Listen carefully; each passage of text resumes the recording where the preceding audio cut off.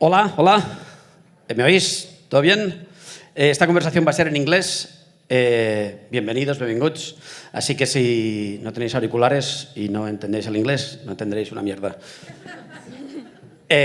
Bueno, nada más. Nothing else, just he's not in danger, he's the danger. Vince Gilligan.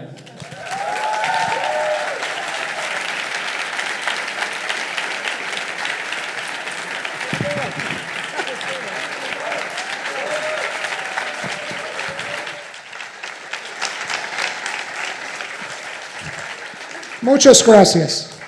Hola. Welcome.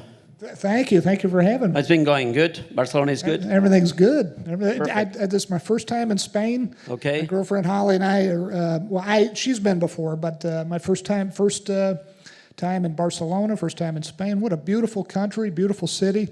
I love it. We're definitely going to come back. Thank you. The people is the best thing here. Yes, the people, yeah, absolutely. Okay, so let's go in. The other day, Guillermo del Toro made a tweet about Better Call Saul. He said it's better than the Breaking Bad. So we should go to his house and kill him. You know what's funny, Tony, is that I am no longer working really very much on Better Call Saul. A gentleman named Peter Gould, who created the series with me, is running it now. And let's see. No, today is Saturday. But they're working, not as we speak, but they're working away in season 5. And when I hear people say they like Better Call Saul even better than Breaking Bad, I feel... You hate them. No, I don't. That's the funny thing. I thought I'd feel very left behind, but I'm so proud of Better Call Saul. I think Guillermo del Toro may be right. And I mean, that's up to the individual viewer, but I am so proud of Better Call Saul and so happy with it. And I did direct an episode this season that'll air here in Spain on Tuesday. Okay. So I'm very proud of that episode. But I think that's wonderful. I'm so happy. I thought it would make me unhappy, but it makes me very happy. So let's talk about Breaking Bad. You remember the first time you pitched the show in a room with serious people? I said, well, Vince, what the show is about? He said, well, it's a guy, cooking meth for. Because his wife is pregnant and he needs to make some money. We're like, what the fuck? They didn't say what the fuck, but I could see it in their faces.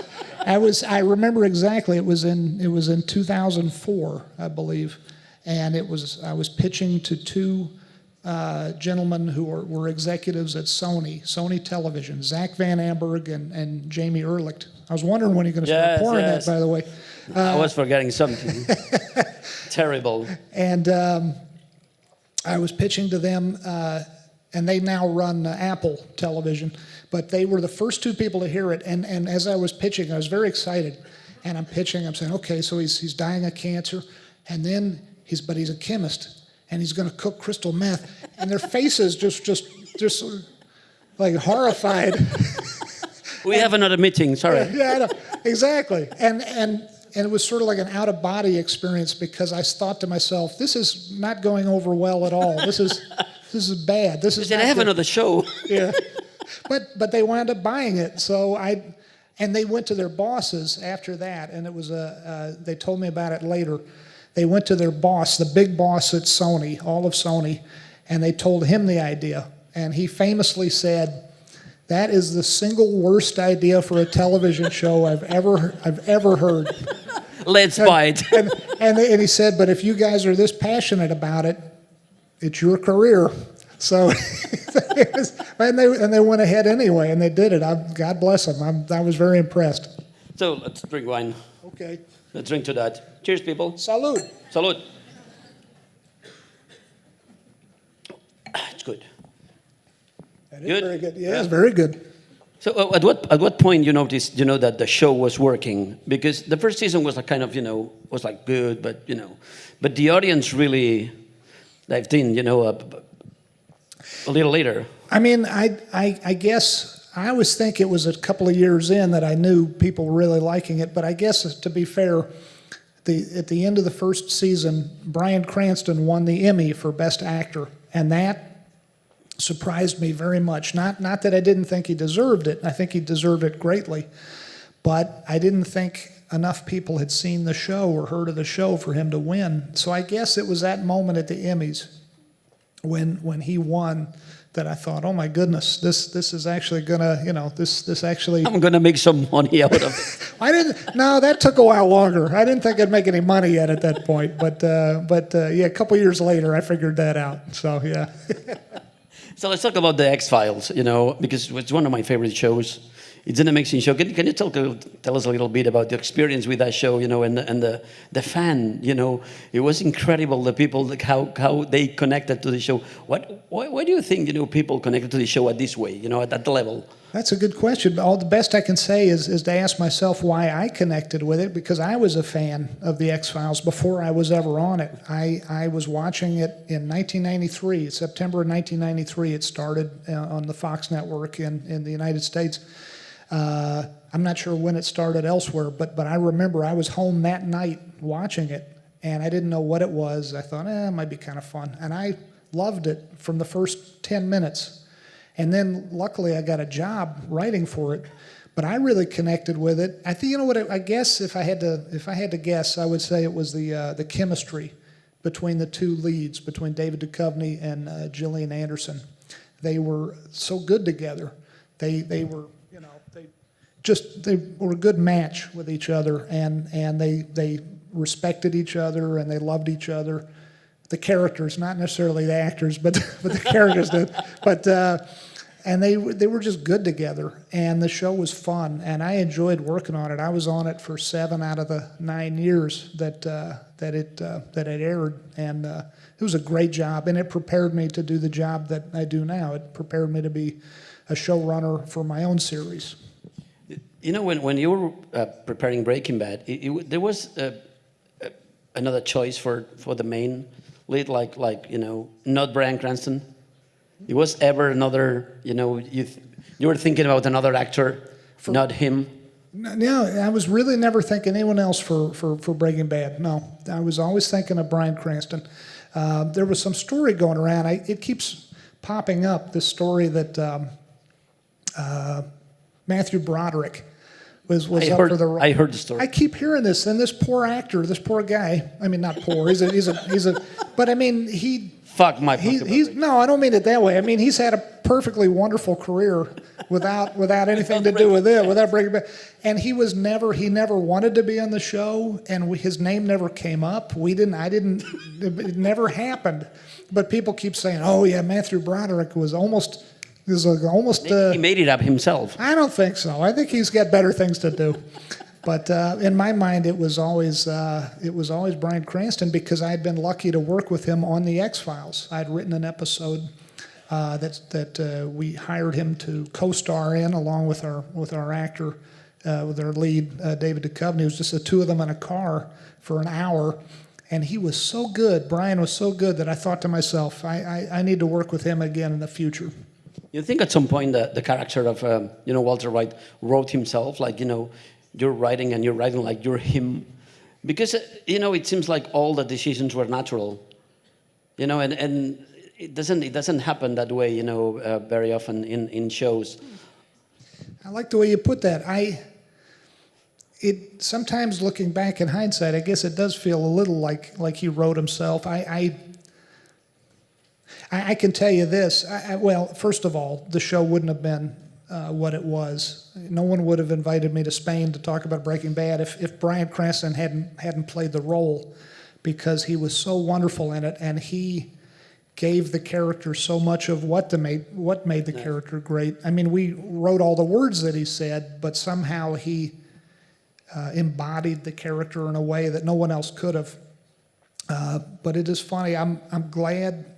I miss Breaking Bad very much, but I'm kind of glad I don't have to write for the character anymore, because it's a very dark, at the beginning not so much, but later, very dark character to have in your head.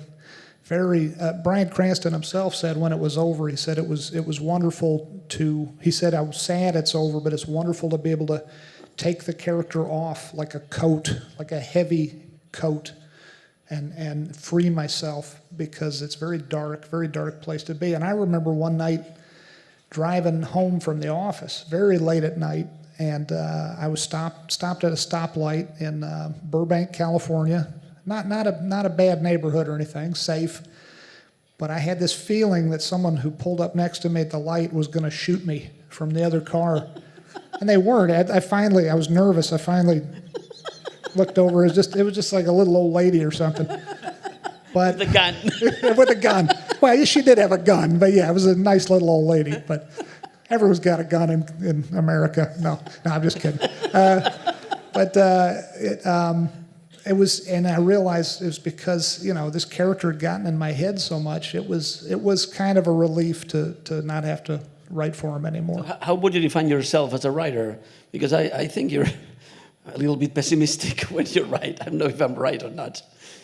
Pessimistic, like yeah. You would say as a writer how you define yourself. Oh, I am very pessimistic. I was pessimistic long before Breaking Bad. Looking for Donald Trump. Oh, well, no, I'm always neurotic. Someone asked me the other day, what are you, neurotic, pessimistic? Yes. Yeah, that's me. Yeah, always. Yeah, siempre. Drink wine. Okay, cheers. Cheers. Salud. So what were your expectations for Breaking Bad from the beginning, Zero. Zero. Oh, yeah. No, I mean... Zero. No, I mean, I'm not being funny. It's the truth. That first meeting I described where the two executives, looked very confused and horrified, I realized I was pitching a show that was, the hero is dying of cancer, which is depressing, and then he's cooking crystal meth, and he's supposed to be the hero. He's the protagonist. I was amazed when it sold. And then once it sold, I was amazed. There's a lot of hurdles, as I'm sure a lot of you folks know.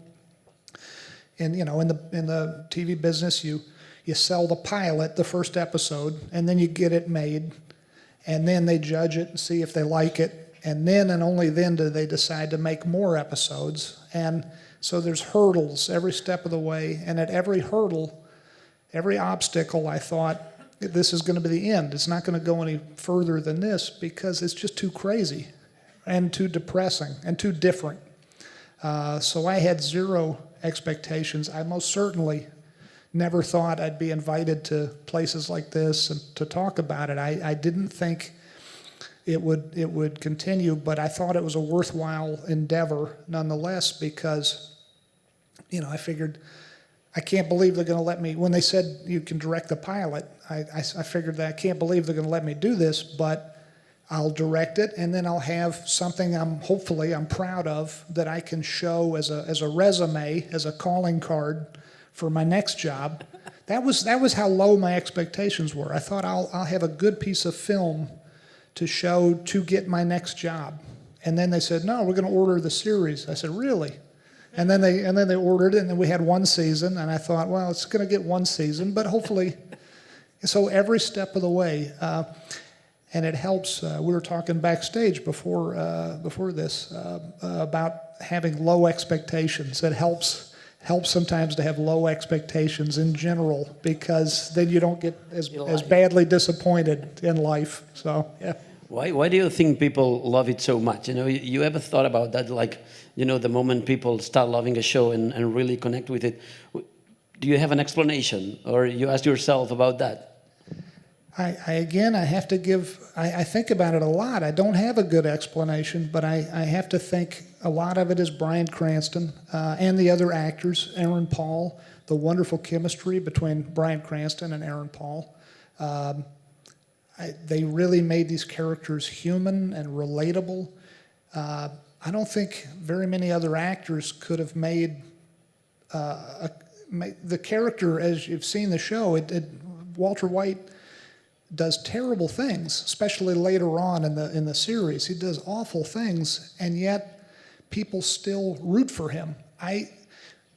We didn't intend in the writing for that to happen. We didn't want people to stop watching, but we didn't worry too much about, we have to make them likable.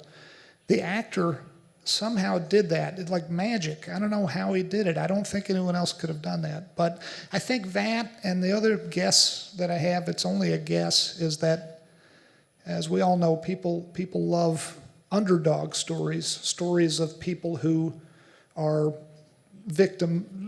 have been victims, but do not wish to be victims and fight back and wind up persevering, wind up overcoming obstacles and problems. And Walter White does that. He does it for ultimately not such good reasons, and he does a lot of terrible things, but he is an underdog, and we root for him, oddly enough. And so maybe it's partly that too. I don't know. It's hard to say, but it's a funny thing about this success that Breaking Bad had. I realized I'd never really had a success like this in my career, in my life.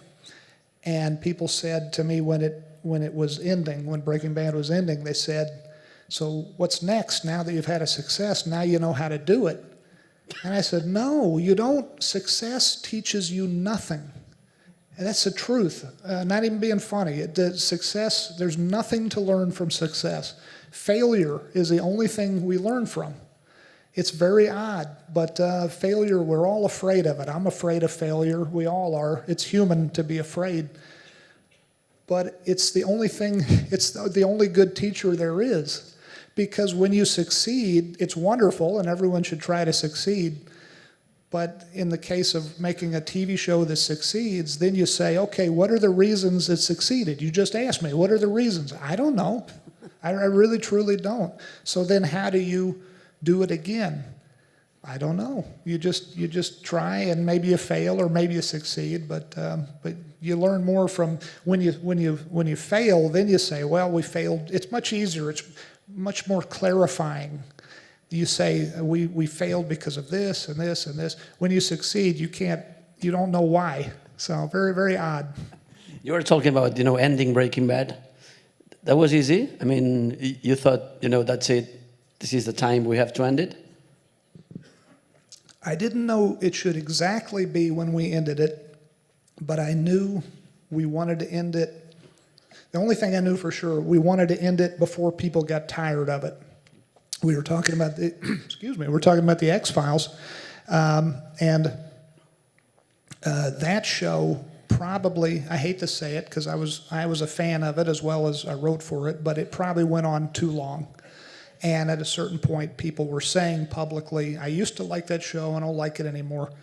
I didn't want that to happen for Breaking Bad. I wanted Breaking Bad to have people sorry that it was over. So that was really why we ended it when we did. But you don't know for sure. How far should we go? How many should we do? But ending it was very hard. The company that I worked for, who had gambled a lot on it, Sony and AMC, the two companies I work for in the United States, they both had a lot of investment in this. And when it was finally turning out to be kind of a hit, they didn't want us to end it. They wanted it to, especially Sony, wanted us to keep going because that's when they start to make their money. But I said, well, I promise you, we got to end this sooner rather than later so that people don't become bored or they wind up disliking it. And I have to say they were very understanding because if I were in their shoes, I would say to myself, gee, I'm finally just starting to make money on this thing. Why are you ending it now? I have to say they're very understanding, and I appreciated that. So we were talking backstage about the Sopranos and the end of the Sopranos. And I'm going to explain the story. And this is Michael Lombardo from HBO, the head of programming, receiving the last episode of The Sopranos in DVD, putting it on a player, watching it, and then when it fades to black, like, I think that this is malfunctioning. So he calls David Chase, the guy from The Sopranos, and says, David, you sent me a DVD that is not right, it's wrong. I said, no, that's the end. He was like, what the fuck? This is not the end. Take a plane, come here. So we're talking about the end of Breaking Bad. What was in your mind about You can't help but think about the end of The Sopranos when you are, because it was not that many years later when we're doing the end of Breaking Bad. You have to think about that. And I didn't dislike the end of The Sopranos. I guess I wanted a little something different, but I do think it was a bold move that David Chase did. I think he's a very talented man, made a wonderful show, and that was of a piece with the rest of the show. But I was aware of the fact a lot of people, some people loved it, a lot of people didn't, and it was divisive. And so, yeah, you're thinking to yourself, what you're thinking is you're fearful. I was fearful. You're thinking, I got to end this show. For whatever reason, people are watching it, they're liking it. I don't want to disappoint them. That's all you're really thinking about. I don't want to disappoint. Then you think, what is the right ending for this show? And for the longest time, my writers and I were thinking, well, people seem to like the surprises in Breaking Bad. Lots of twists and turns. Plot goes in different directions you don't see coming. So we have to come up with a big surprise.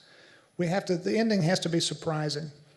And I was stuck on that. We all were stuck on that for months. Luckily, we had months to figure it out, because I don't know what we would have done if we didn't have enough time.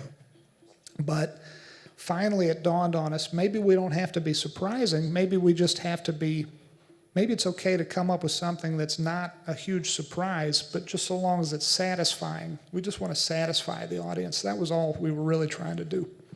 So they always talk about, these HBO shows that basically open the door for, new fiction. And if you have to say the show that you think opened the door for you for Breaking Bad, the show that... It was The Sopranos. Oh, for sure. The Sopranos, and then the American TV show The Shield.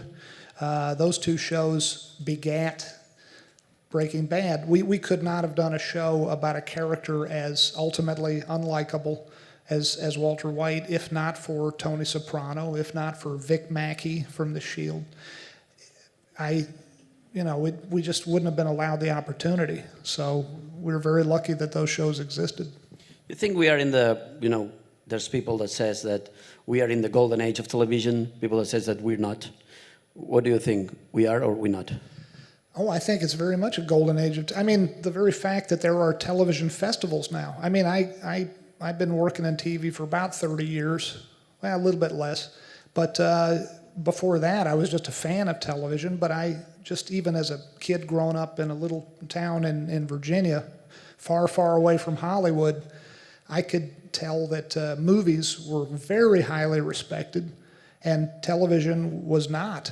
And now we live in a time where television feels as highly respected as movies, on a par, somewhat equivalent. And that in and of itself tells me that we are in a golden age for television, meaning it's a great time to work in television. And we have all these different platforms now. We still have network TV, we have cable TV, both ad-supported and pay cable, and now we have these computer the internet platforms. It's amazing, and there's so many shows. There's no way for a critic to keep. How do you keep up with them all? But that is like only in the States. There's like 500. Yeah, 500. Yeah, just in the States. Yeah. Don't you think it's too much? It's too much for me personally to watch, but I think more generally is better. There's something for everyone, or there should be. The good thing about having 500 shows is that theoretically there should be shows for young women, there should be shows for young men, there should be shows for little old ladies, there should be every kind of person should have their own show. Every kind of it should be as democratic as possible. The trouble with television has always been that very often, even though you have 500 shows, you're still chasing the same limited demographic.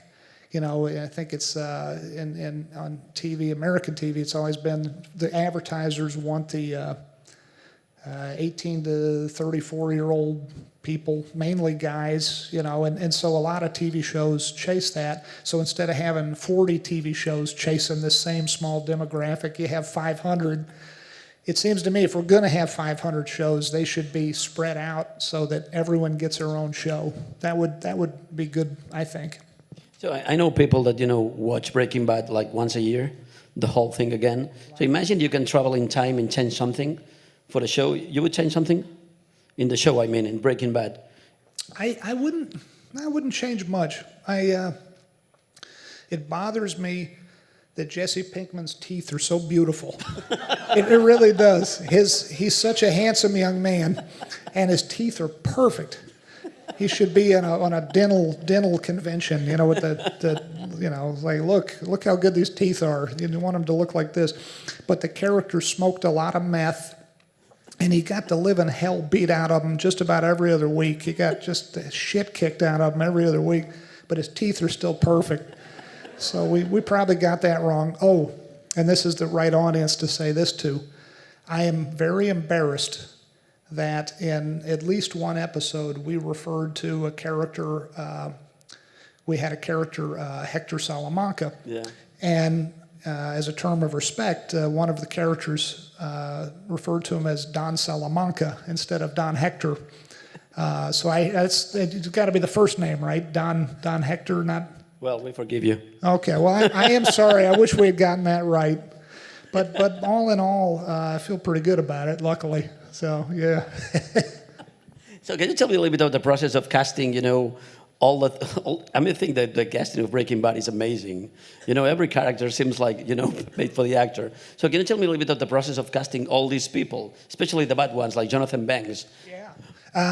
The casting... We have two wonderful casting people who we still work with. They did Breaking Bad. They now do Better Call Saul. Sharon Bialy and Sherry Thomas. And they just were nominated at the Emmys just a couple weeks ago. They were nominated twice for Best Comedy and Best Drama. Two shows that I have nothing to do with, but they got nominated for their wonderful casting. And they are our secret weapon, our secret ingredient for how good the casting is on Breaking Bad. They found, I told them Bryan Cranston. I said, I want to work with him again. But other than that, they found everybody else. I didn't know who Aaron Paul was, and then they brought him in. Turns out we had put him on the X-Files, but I didn't remember that. But it wasn't an episode I wrote. It was somebody else's episode. But he was wonderful. They found us Anna Gunn. They found us Dean. They found Dean Norris and Betsy Brandt and R.J. Mitty and everybody. And I was watching a tape one day. Mike Ehrmantraut came later. Jonathan Banks came later. Yes. But I was watching. We watched the video. We used to do in casting. We used to see the people in real life. We'd go and sit and watch the audition. But now with iPads and video and whatnot, we watch a video of all the auditions. And I kind of feel sorry for the actors that we don't see them in person anymore. But it makes the whole process go so much faster that we just there's no way to do it the way we used to now that we've had this experience. But so you watch these tapes, and one day we're watching, my writers and I all together watching the tape for this character, and it's Jonathan Banks, who I had loved as back in college. I'd loved he was on a TV show in the States called Wise Guy, and I said, oh my God, that's the guy from Wise Guy. And he was perfect, and so we hire him, and he's a character. He should come. His wife is he was in Spain on a job 40 years ago, and met his wife, his lovely wife Jenny, who is Spanish, and she's so very sweet and kind, very very lovely lady. Definitely his better half. He's a crusty fella, but he's very sweet. You guys would love. He should come here. He should come to the next year. Yeah, you guys would love him. We're talking about Better Call Saul and the mythology of the show, and sometimes if he's going to catch up with Breaking Bad, and you were telling me things, so please repeat them. Well, it is. It's Peter Gould is running the show now, running Better Call Saul. I think it's a great idea, and certainly one we have all discussed, that the timeline of Better Call Saul catches up to the timeline of Breaking Bad. But I can't make any promises as to anything that's going to happen. A, because I'm not in the writers' room anymore, day in and day out, and B, the few things that I do know, I wouldn't want to tell you because I wouldn't want to ruin it for you. But it certainly makes sense. That you have inside information. You can give us something. Just give us something, a little bit. You said the words Walter White in there. What can I tell you? Let me think. What can I secret info? Peter Gould will beat me up. He and the writers they're writers, so they're kind of weak, but so am I. So there's enough of them they could overwhelm me with sheer numbers. Gosh, what can I tell you about what's coming up? Drink a little bit of wine. Well, no, I don't think there's enough wine to get me in trouble with I'm these. going to put you a little bit more. You need more wine. Drink that. Let me think about that. I'll try to think of something good to come up. We'll come back to that. Okay, I'm going to give you 2 more questions, and then we go back to it. So we're talking about TV references, and I'm going to ask you about a favorite of mine, The Lone Gunman. Yes. Well, I think it just got one season, but it's one of my favorite shows, and it's a spin-off of the X-Files. So can you tell me a little bit about that? How you thought about that? Because if I remember, the first episode was about the plane crashing the Twin Towers. Gosh, that's true. Probably most people in the audience have not heard of or seen The Lone Gunman because it came and went very quickly. But it was a spin-off of the X-Files. We had 1 season of it and 13 episodes. That was such a fun job. I love that job, and I was very depressed when it was canceled. Having said that, I don't know how we would have kept going if it hadn't been canceled, because we were still. I wrote or rewrote because we all had different jobs. One of the producers was in the editing room all the time, killing himself, making sure the shows were all edited well, and another producer was running the writer's room, and my job was to rewrite scripts or write them. So we did. That was the year of my life I worked the hardest I've ever worked, because I oversaw 13 episodes of that show, and then wrote 2 or 3 episodes of the X-Files, which was going on at the same time. I don't know how I survived that year, and if we had had a second season, we would have had to do 22 episodes. So in a sense, it was probably just as well we got canceled. But that was such a fun job. I had a great time doing that job. Well, yeah. But that was a spin-off with some characters who were funny. They were sort of a comedic show. Hackers. But they were hackers. They were computer hackers. But they were trying. There were a lot of secrets the U.S. government was keeping, and they were trying to uncover them and make the world safe for democracy. So it had a serious side, but it also was humorous. But that was a fun show to work on. Yeah. So about Breaking Bad, I remember when they introduced the first season in Monte Carlo. We were talking about that with Bryan Cranston, doing the junket with the press and everything. And a guy asked Bryan if he was taking crystal meth to prepare the character. So let me ask you, it's an absurd question, but I'm going to ask you. Did you have crystal meth in the set to just keep things rolling? I've never even had wine before tonight. It goes to my head. No, I've never tried crystal meth. I don't think as an actor or a writer you have to do that. I think it is a good thing to go out and experience life. I think the best writers or actors, when they learn about life, the more they understand about life, perhaps the more well-rounded they can be as actors. It's good in other words, not to get your learning about life strictly from TV shows, but to go out and live. Having said that, though, to do something very self-destructive, I don't think that's a requirement. Just to say, I'm being inauthentic if I don't, get high as a kite on crystal meth. Because I think the argument then is, well, I'm playing a murderer, so do I have to go out and kill someone, just to see what that feels like, Did you have an advisor or something? We had a lot of help, technical help on Breaking Bad in a lot of different areas. We had chemistry help, because I know nothing about chemistry. But we had chemists. We actually had the Drug Enforcement Administration in the United States, the federal agency that oversees drug policy and drug enforcement. They sent us one of their chemists from the lab. Really? No, they really did. So you asked them he came and he cooked a batch of crystal meth for us, not in front of us. He cooked a batch in his laboratory in Dallas, Texas, and he videotaped the whole process.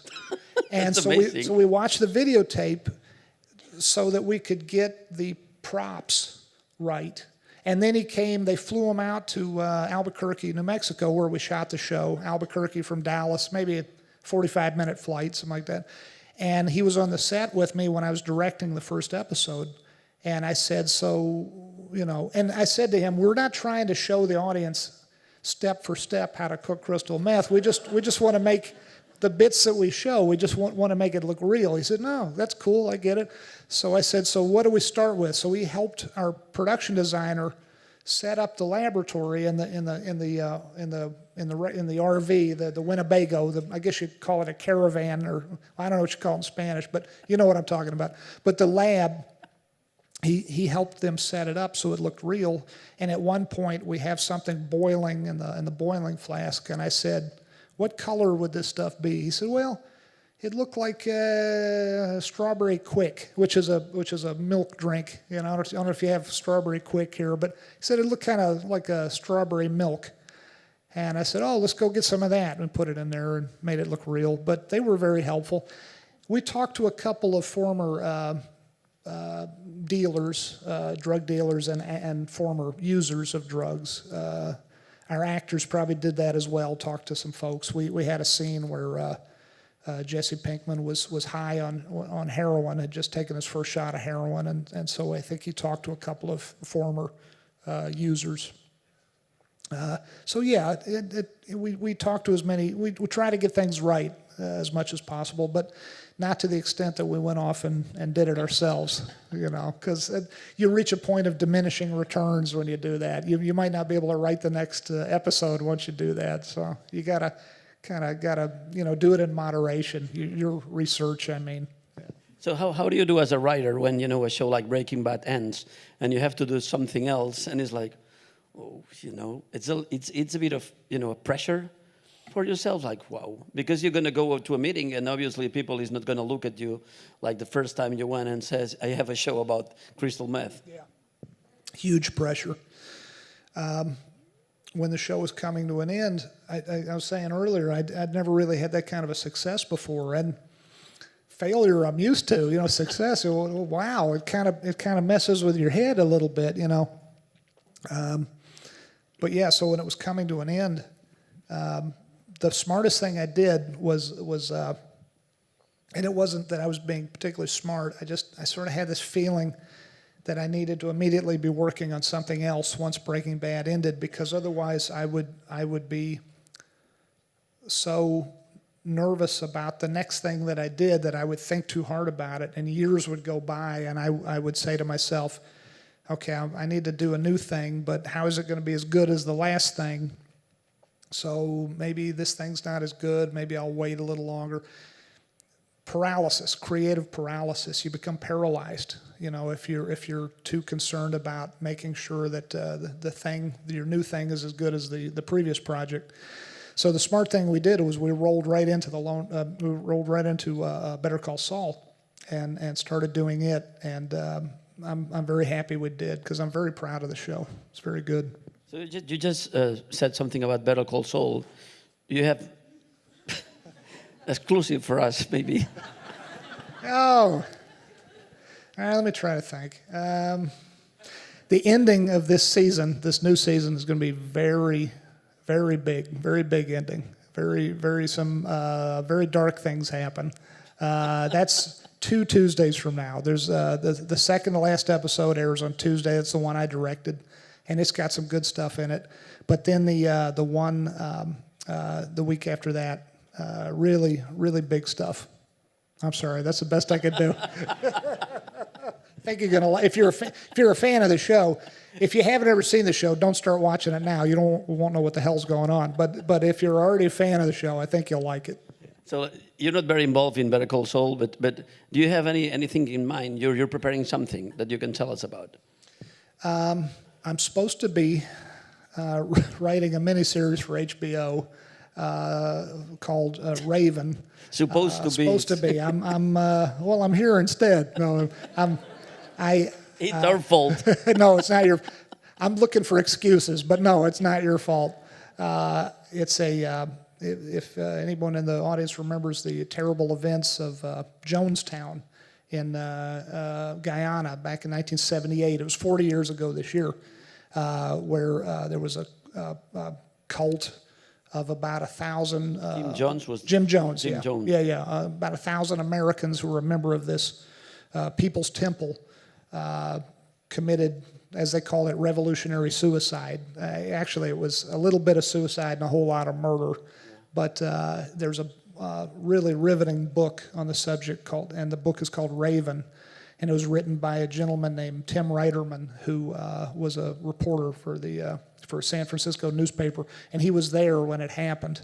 He was about 6 miles away, and he was being shot at and wounded in the arm by a bunch of the People's Temple members, and a member of Congress was murdered right next to him.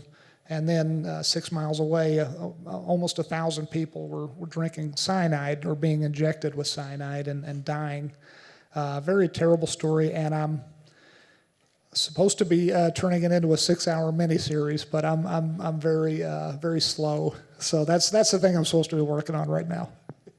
So, we all watch a lot of TV.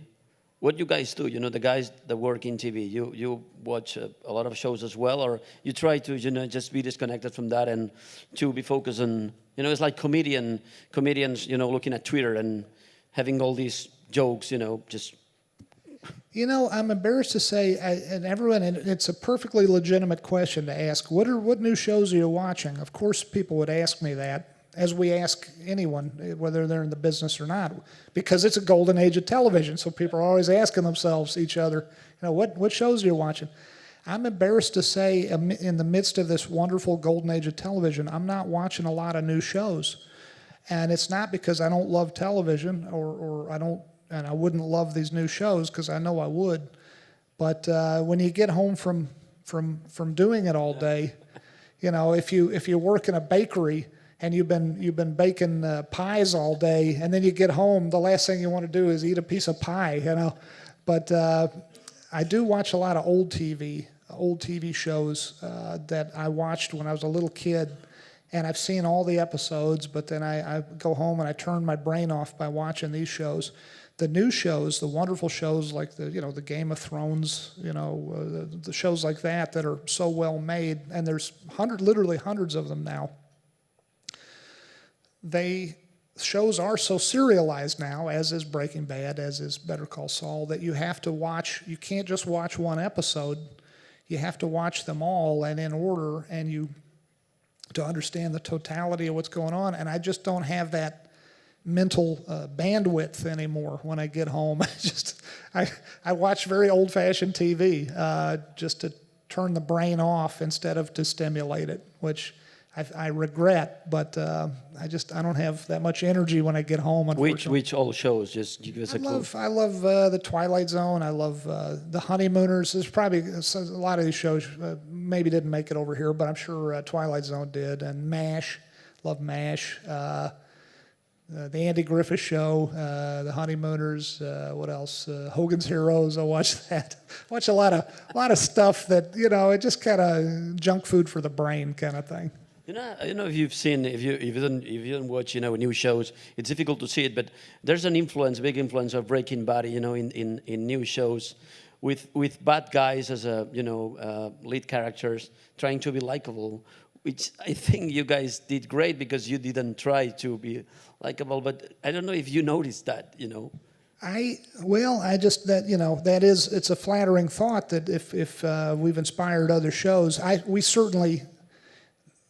Have been inspired by other shows, so it's nice to return the compliment, so to speak. But a great many shows inspired us, so that's nice to hear. But yeah, I think what you just said, Tony, is a very important part of it. We were not trying to make our character particularly likable, and Bryan Cranston was not trying. And I think that helps. It helps to not try too hard to make the character likable. If he or she is doing bad things, they just need to own it and not worry too much. I always think about Bryan Cranston, how courageous he was. I guess I don't know if that's the right word to use, but he had a great deal of courage as an actor because he never worried about looking bad, either physically or the character being unlikable. He never worried about that, ever. Right from the first day, I remember one of the first days of shooting, the pilot, he had to be in his underpants in the desert where he was going to be cooking meth. And I don't want, as a director, I don't want to ask actors to do things that I wouldn't do. And I would not be wandering around in my underpants in front of 100 people, 150 crew members in the middle of the desert. And it was a cold day besides. It was cold. And I went into his makeup trailer in the morning and I said, how you feeling about this morning? He said, great, looking forward to it. I said, how do you feel about the wardrobe? He said, what do you mean? I said, well, I mean, we got you, we're going to have you, at this point in the makeup trailer, he's just wearing his normal clothes. He's not in wardrobe yet. And I said, well, are you okay with the wardrobe? He said, where are you heading here? I said, well, he probably thought I was saying he want to be naked or something. But I said, no, I in the little tighty-whitey underpants, they're do you feel okay wearing those? He said, no, I feel very uncomfortable wearing them. He said, would you rather wear something else? No. It's not, it doesn't matter how I feel. All that matters is the scene. He said, he basically said to me, just stop worrying about it. This is my job. I don't feel great about being in my underpants. I'm a 50-year-old man. It's like I don't want to be wandering around but he said that's what the character needs right now. So I was always impressed with that, and that was a real lesson I learned from him. You just got to go for it. So let me ask you about why the hell in Albuquerque? Albuquerque, New Mexico, which is about, I don't know kilometers, probably about 1,000 kilometers east of Los Angeles, where we live and work. Yeah, that's where we wound up shooting the show, in the southwestern desert there. And I wrote Breaking Bad to take place in Los Angeles, and because I wanted to sleep in my own bed, I wanted to, but be able to visit the set. And the Sony production people came to me early on, and they said, what do you think about shooting in New Mexico instead of Los Angeles? And I said, why? And they said, because the state of New Mexico is very keen on getting folks like us to come shoot our TV shows there, and they're going to give us a very good financial deal, a rebate. And what it'll do for you as the producer is you'll have more money in the budget to spend on the show. And I thought about it for only about 5 minutes, and I said, yeah, let's do it, because the sad fact is that there is a methamphetamine problem in all over the United States, and probably in, maybe not all over the world, but certainly, it's spread around pretty badly. And I thought, there's no real reason story-wise to keep it in Los Angeles. So we went to Albuquerque for strictly financial reasons. And it turned out to be the best thing we could have done. And I'm not even talking about the money.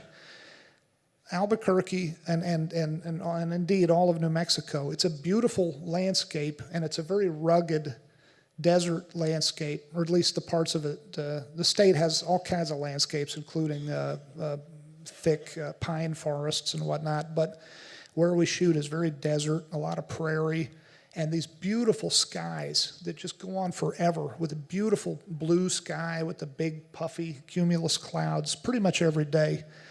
And the landscape inadvertently became a character in the series, in the show. It forced me to think of the show as a Western. I was not thinking of it, I love Westerns, but I was not thinking of it as being a Western before we found that landscape. But once we got out there, and I'm framing shots for this sky and these Sandia Mountains and just the beautiful but deadly landscape, it really turned the show into something else. It made it much more cinematic, which made me very happy.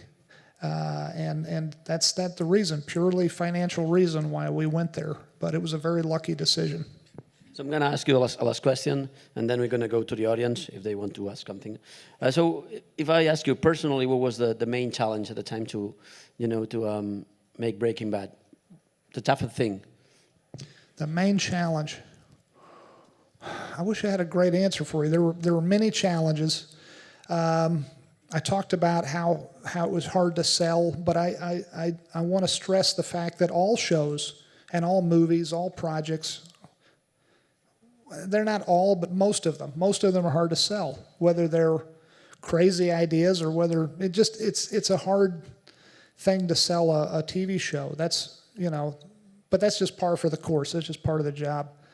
What was the hardest thing? I feel so very lucky, Tony. Honestly, I feel lucky, and it was hard every step of the way, but it was the best kind of hard. It made me feel like to sound like Walter White here, it made me feel like I was alive. It made me feel like for once I was doing something important, because once I realized people liked it, I didn't want to let them down. Maybe that was one of the hardest parts, figuring out the ending worrying for months on end that the ending was not going to satisfy people. But it was, it was all hard, but it was all worth it. It was just so much fun, and it was so satisfying for me and for my writers. And by the way, I wanna before we run out of time, I've been talking about me a lot. This show, Breaking Bad, and all shows indeed, are collaborative efforts, and I had 6 excellent writers, 5 or 6. We had different number of writers at different times, but if it was only me writing these shows, I wouldn't have been invited to Spain. It was all these other writers and all the directors and the producers and the cinematographer and the actors, goodness knows. But it was a real group effort, and that's what made the show great. I wanted to make sure I said that before we signed off. But yeah, anyway. Thank you.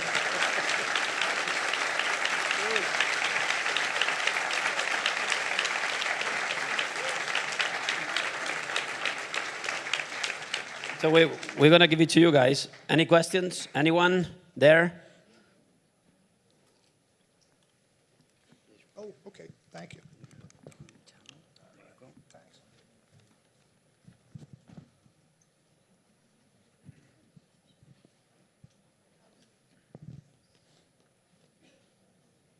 Hola.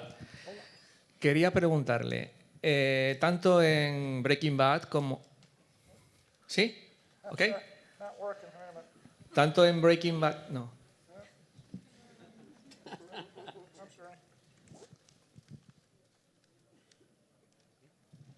Oh, yeah, ¿Sí? good. Thank you.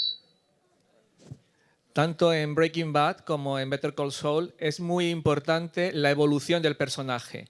Donde empieza y donde acaba son puntos muy distanciados.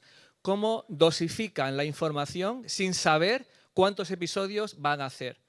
Y en Better Call Saul, ¿cómo decidieron hasta dónde echar para atrás sin saber si van a hacer una temporada, 2 o 7? ¿Cómo dosifican? ¿Cómo deciden, con qué criterios deciden dosificar la información en la evolución del personaje? Y sea todo lo técnico posible porque hay mucho guionista aquí. Gracias.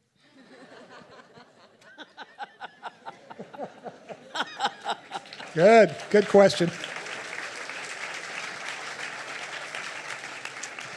Very good question. Good to know. And hola to all the writers in the room, all fellow sufferers. So hello to all the writers.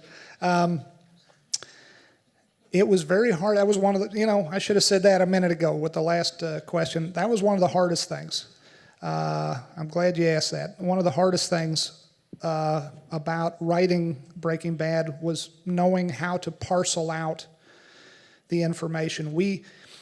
I knew when I pitched the series, it was a very finite series. Usually when you pitch a TV series, you were trying to come up, especially in the old days of television, you're trying to come up with a story that can last forever. Who wouldn't want to have created The Simpsons, which goes for 500-600 episodes? It's just, mucho dinero, a lot of money. So, but the TV show I was pitching, I knew I wanted it to end in a finite manner. But I didn't. The tricky part, I didn't know how many years I wanted, or how many years the story required. So there's no good answer to it except that it was a big problem. You kind of, as a writer, you kind of feel your way through it, and you say to yourself, okay, this week, this particular episode, is it too soon for Walt? Walt's eventually going to be a very bad guy. Is it too soon for him to be bad yet? And a good example of that, in season 2, Walt watches the girlfriend of Jesse Pinkman die of a heroin overdose, and he doesn't save her life. And that was the one time I got big notes from the network in the studio, and they said, we agree he should be a bad guy, but we feel he maybe is being a bad guy too soon, too quickly. And I said, you might be right. And they said, well, how much longer do we have? And I said, I don't know. And all you can do at that point is feel your way through it and go with your gut, go with your heart. And that's what we did. And luckily, the main thing that made us lucky, the writers and I, is that we had a long lead time in the writer's room, mostly in American television, and maybe it's the same here. You have to go quick. They only give you a few weeks to come up with your season, or maybe a month or so, and then you got to be shooting it. We were very lucky because of AMC and Sony. They gave us many, many months, and if I'm talking to any Spanish television executives, I would say give your writers as much time as possible. Even though it means money, it'll cost you more money later if the show's not as good as it could be. In other words, spend the money up front for the pre-production time, the thinking time, and that will allow you to have a much better show later. That was a great thing for us. With Better Call Saul, we didn't know where to start. We didn't know what to do. Peter Gould and I talked, and the first thing we talked about was doing a half-hour series that was a flat-out comedy where Saul Goodman had his crazy clothes and his crazy office with the Constitution on the wall and all that, and he was helping people who were crooks, hide their money or dispose of a body. All this. That was our original idea for the show. There was going to be a flat-out comedy. And I guess the best answer to that half of your question, why we went another way and went back in time, is we were dissatisfied with making it a pure comedy. We realized we were not pure comedy writers, Peter and I, and we thought about it. And again, the key ingredient is we had months and months to think about it. We had a lot of time in which to think about it, so that you go down different paths in your thinking. And then if you have enough time, you realize that they're dead ends. So then you back up, you start over, and we realized that what we really wanted to talk about was not Saul Goodman, but the person he used to be before he became that caricature of a lawyer. And we realized his name is Jimmy McGill, and he used to be a pretty good man, and then we realized that when he eventually becomes Saul Goodman, that will be a tragedy. That won't be a good thing. It'll be a terrible thing. But again, you don't know for sure. You can only guess as a writer. But having that time to make as many false starts as possible is a wonderful gift. And even then, you don't know for sure. You do your best to make a character authentic, make a character that viewers will. It's not even about saying, I want to make a character people love. The only thing you really, as a writer, the only thing I think you really need to focus on is the character I'm writing a believable human being? People get hung up on, the character has to be cool, or he or she has to be, sexy, or just, funny, or most of all, likable. All that comes later. They have to be believable human beings first, which is not as easy as it sounds, because sometimes all that other stuff, cool, hip, sexy, likable, gets in the way and makes our characters caricatures. And better that they're authentic human beings. You start with that and not worry about the other stuff so much, and you'll probably be all right. That's the way I see it. I hope that is good enough for the writers.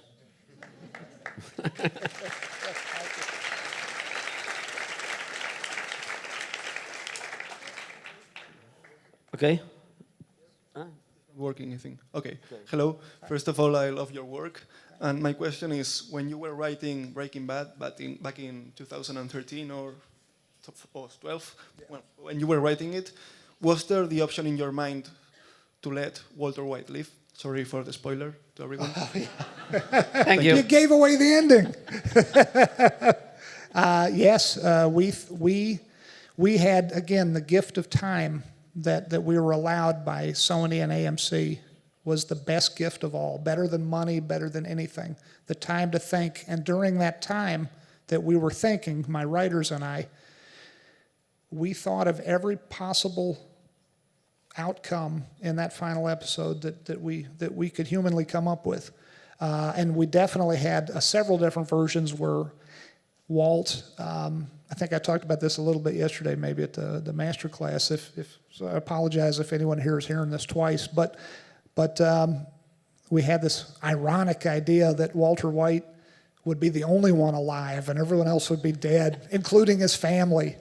And we thought, ooh, that sounds artistic, ironic. And then we said, no, that's shit. Let's not do that.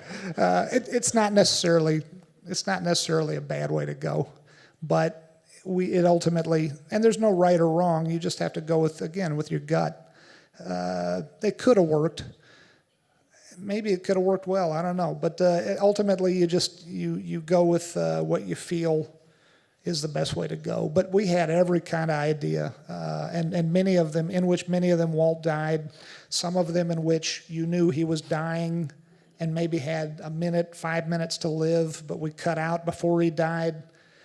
There could have been some interesting ways to go. I wouldn't sit here and say that the one way we did it was the right way and everything else would have been wrong. There might have been several other very legitimate ways to go, but we thought of everything we could think of, and then we planted our flag, so to speak, and we stuck with the one that we felt was best. More? Hi, over here. Right here. I have another nerdy writer question. So I was wondering if you conceived of your episodes as in storylines like A, B, C, and if so, like distributed over the 4 acts or something like that. And if so, if that was complicated when you had so many storylines that were arcing over multiple episodes. That's a good question. Good writer's question. Yeah, and what you're talking about is the idea of A stories, B stories, C stories. I didn't know anything about writing A and B and C stories. Usually in an ensemble series, you have an ensemble cast. You have many characters, at least maybe 3 or 4 or half dozen characters. And usually in an ensemble drama, you pair them up and you have your most important story, and then you have another story that's a little more ancillary, and then one that's a little smaller than that, and you kind of weave them through the hour of television. For good or bad, I knew nothing about writing that kind of show when I got to Breaking Bad, because the X-Files was very much a two-hander. It was very much Mulder and Scully. And then every now and then, basically you'd see a crime or terrible death or an alien landing and committing a terrible crime or something like that. And then Mulder and Scully would look into solving the case. So I wasn't used to doing B stories and C stories and whatnot. So we didn't really think in those terms. We tried in the early days, we were going to do an early episode of Breaking Bad where Skyler and Marie go off and meet their father. We never did this at all, ever, but we had this whole idea that could have been kind of cool, and it would have been very much kind of a B story. And then I realized it's, for whatever reason, it just, we kind of, the writers and I kind of realized, for whatever reason, it just didn't feel like our show, which I guess is to say our show didn't feel like it supported a bunch of ancillary stories. It was very much, in other words, Walter White's story throughout. Which is not to say we never had scenes that didn't involve Walter White. We did. They came later. They grew organically. But everything, as much as possible, throughout the 62 episodes we did, was a show as seen through the eyes, as figuratively, if not literally, of the main character. So that's how we approached it. And then, as to how you figure out the arc of a show, it's so hard. I think we get credit on Breaking Bad for having figured things out way in advance, like the world's best chess player, like someone who could see the chessboard 40 moves ahead. We were not capable of doing that. We get great credit for it. But one of the things I'm proudest of is that people think we did that. And really we didn't. All we really did, and here's the secret to it, is we asked ourselves over and over again, at this moment in time, what does Walter White want? What is his desire? And then we would ask ourselves, and which is a harder question to answer sometimes than you think it would be. Sometimes it's easy to answer. If Walter White's trapped in an RV and his brother-in-law is circling it with a gun, it's easy. The dramatic intent is easy. He wants to get the hell out of there. He wants to escape. But when no one's holding a gun to his head, it's a harder question to answer. What does he want at this very moment? And so we would ask ourselves that over and over again and ask ourselves what stood between him and his goal. It's boring, but it's a boring question, but it's crucial. And if you stop asking it, you lose your path as a writer. And these arcs that we came up with, we were like little ants, that create these amazing ant hills that look like sculpture, but I don't know that the ants know what they're doing. They're working away, and somehow a greater design comes from it. But the ants themselves, I don't believe that they've got a little ant blueprint that they're looking at. We just kind of made it up as we went along. But we always looked backward and said to ourselves, we looked backward, in other words, as much as we looked forward. And we looked backward and said, what can we use? For instance, a good example we get credit for is we had a character who loved the poet, the American poet Walt Whitman.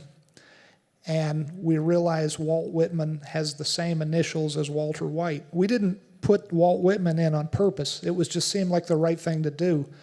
But later on, we realized Walt Whitman, Walter White, we can use this somehow. By looking backward, we ultimately came up with the way that Hank, Walt's brother-in-law, would eventually realize, spoiler, sorry, that Walt was the bad guy.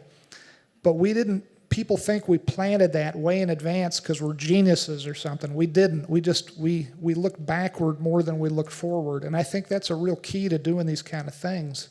That and having enough time to think it all through. And then the third thing, just every moment being honest and organic. What does the character want? Not, there's a great bank robbery we want to do at the end of the season. How do we get there? That's inorganic. Organic is, what does the character want? Okay, we'll take a little baby step toward that. And eventually we'll get someplace cool, but we're not going to try to artificially get someplace interesting because that doesn't get you to the really good, believable, authentic human stuff.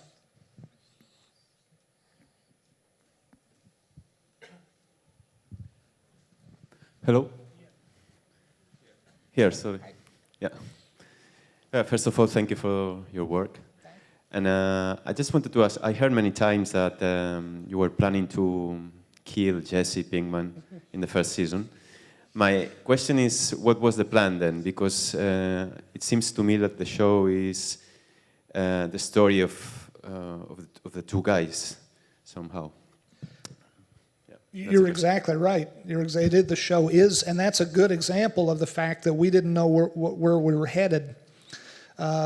Ultimately, the show became, in a very real way, the story of those two guys. But the original plan was that Jesse Pinkman would not be that important to Walter White. Jesse Pinkman was a former student who is now a criminal. And in the very early episodes of the show, Walt goes to him and says, help me do this. And he gives Walt entree into the world of criminality, the world of drugs. Then, in my mind, he would have served his purpose, so we wouldn't need him anymore. So what I thought we were going to do at the end of that first season was he was going to, we didn't figure it out exactly, we just had a very rough idea, but he was going to be at a drug deal that Walt sent him on, because Walt would say, you know, I'm the cook, you're the business end, you go sell the drug, I'll cook it. So he was going to be at some meeting that Walt had sent him on, and the meeting was going to go wrong, and the guys were going to rob him and murder him in some horrible fashion. And Walt was going to watch it on the news that night with his family and hear about this horrible murder, and realize that it was his partner, Jesse Pinkman, and he'd have to not react in front of his child and his wife and his family. Maybe Hank and Marie would have been there, and he'd have to be very stone-faced. And he'd feel terrible, he'd feel guilty, and then he'd want revenge. And that was going to drive our narrative, going to drive us into season 2, start us off in a really exciting beginning of season 2. And within an episode or 2 of season 1, the writers and I, we looked at the dailies coming in, and we said, we'd be insane to kill this guy off. He's so good. Aaron Paul is so good in this role. And these two, it's the kind of chemistry you dream of. I mean, these two guys, it's like Laurel and Hardy or something. I don't know what it's like, but it's these two characters are so good together. They have such chemistry. Their dislike for one another is so delicious that we would have been crazy to kill them off. So that's sort of an example of, you know, I was saying a minute ago, we get a lot of credit for thinking way ahead, playing a great deep game of chess and knowing where we're going. It's good to not know where you're going sometimes. It's good to have a general idea, but not get too worried about where you're headed, because if I had been very rigid and said, no, yeah, he's great, the actor's great, people love him, but I have an idea and I'm going to stick with it, that would have been, what's the expression, cutting off your nose to spite your face. That would have been a terrible idea. So it's better, I think, to, just as long as you're moving forward in an organic manner, storytelling-wise, it's just better to be a little more free and be always ready to discard a good idea in order to keep a new and better idea. Is the way I look at it. We have time for 2 more questions. I'm sorry, I'm very long-winded. I'll try to answer it quicker. Then we have time for 3. Okay, there you go.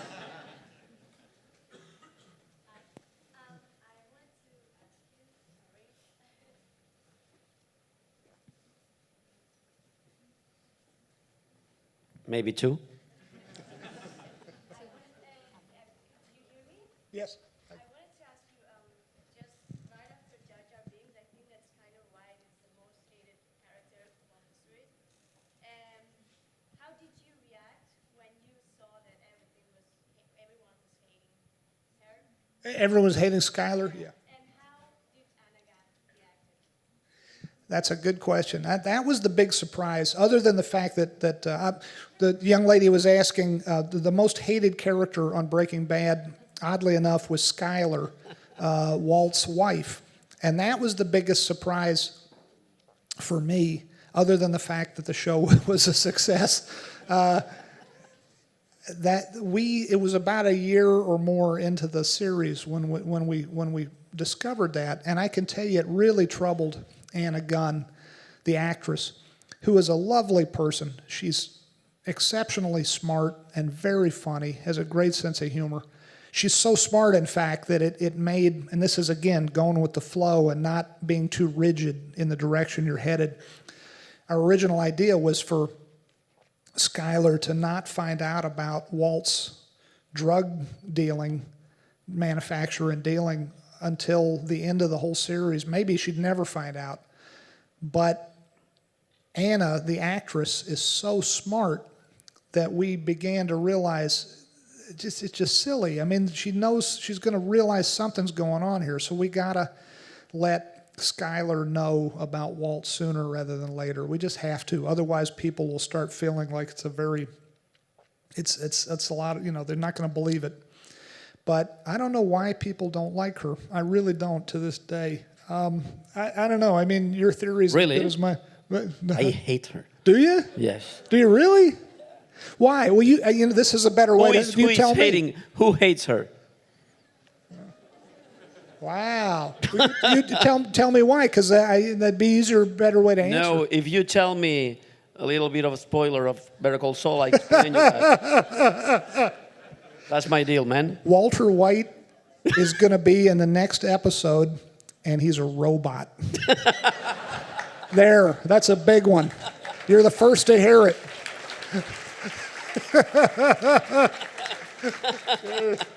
Liar. Okay, another one. The last one. You're gonna say why you hate her? No. Later on. All right. Okay. I don't know. I mean, she stood in Walt's way as a character, but of course she's going to stand in Walt's way. He's a friggin' meth dealer, and he winds up destroying his whole family. If he had listened to her and stopped cooking She's meth. very selfish. I mean, Well, okay. We'll agree to disagree. okay, he's getting the last one. Hola. Mira, de la serie, mi personaje casi favorito es Gus. Me parece un antagonista fantástico para Walter White. I'm sorry. Did it turn off? Oh, I'm sorry, it turned off. Okay. Yeah, I can hear you. Okay, sorry. Sí, okay. Digo que de la serie uno de mis personajes favoritos es Gus. Gus me parece el antagonista perfecto para Walter White. Recuerdo todas sus escenas y incluso la que tengo grabada, que es la escena que no olvidaré nunca de esta serie, es la explosión en la que tiene que morir Gus, pero sale de la explosión y te quedas como petrificado, como diciendo, no ha muerto. O sea, es Terminator. Incluso la escena me recordó a Terminator. No es una casualidad, no creo que estéis pensando en Terminator. Pero lo que quiero decir es, me parecía tan fantástico que yo no quería que muriese. ¿Fue una decisión difícil matar a Gus? ¿O era simplemente es necesario para que Walter continúe evolucionando y tome el papel? Él acaba siendo como Gus, por decirlo de alguna forma. O incluso más malvado que Gus. Felicidades a los que no has visto la serie. Good question. You know how in the old westerns, the sheriff says, or the bad guy says to the sheriff that the town's not big enough for the both of us? That's what it was with Gustavo Fring and Walter White. Gustavo Fring, Gus, was the smartest guy ever on the show. He was smarter than Walter White, but only one of them could prevail. But and we kind of knew it had to be Walt. But it was tough killing him off because the actor is so wonderful. Giancarlo Esposito, I guess is the best the way he pronounces it, is a wonderful person. He's so sweet and kind. The character he plays is so cold and scary, and Giancarlo in real life, he's always smiling, always giving you a big hug, very, very enthusiastic, bubbly, wonderful person. And it was tough killing him off because we loved having him around, and we loved the character because the character was so interesting. But we felt we had to do it because, as I said, the town wasn't big enough for the both of them.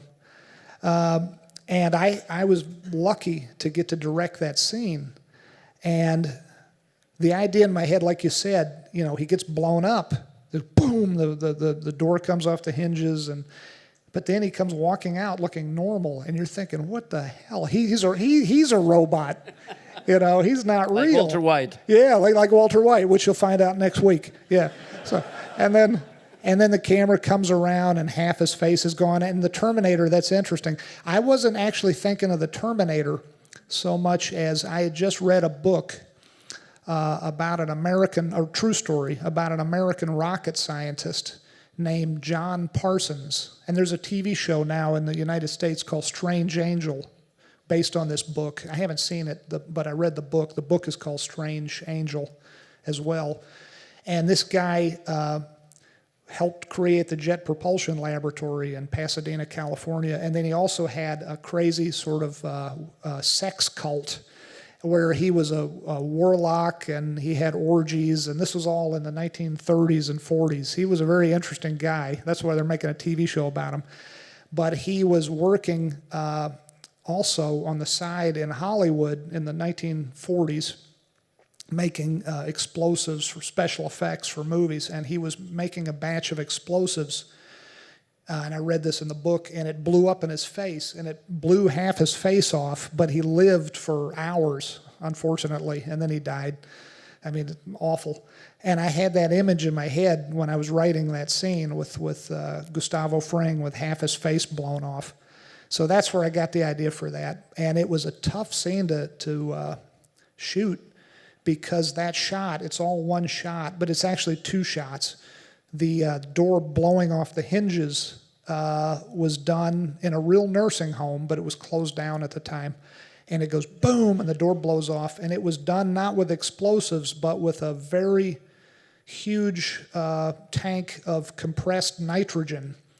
So it was a blast of gas, of nitrogen gas. And you use nitrogen so you don't see it turn into, you don't see it vapor. You don't see the vapor, it's invisible. But they cranked the valve on this thing and went boom. And if you had been standing in front of it, it would have killed you. It really was like an explosion. But we did that in one take, and then I said cut, and then we used visual effects to marry the two pieces together. But then the second shot was coming around on the dolly and having the actor reveal himself, and he had all these dots on his face, and then digitally the genius special effects, visual effects artist made the face look like it was half gone. But we did 19 takes of that come around. It took forever, and Gustavo Fring was so, I mean, not Gustavo, Giancarlo Esposito, who played Gustavo, was so sweet and kind, because with every take I got more and more flustered, more impatient, and I got more worried that he was going to be angry at me. But he just, because he had to keep going plunk and falling on his face every 19 times. But because we had an actress run up, and she wasn't really an actress, she was an extra, and she had to run up and go and be scared, but except it looked terrible. And so it took 19 takes, but then it all came together in what you saw. And it was a lot of fun to, except for the 19 takes, it was a lot of fun to direct. So I'm glad you liked him. So, ladies and gentlemen, thanks for coming. Mr. Vince Gilligan.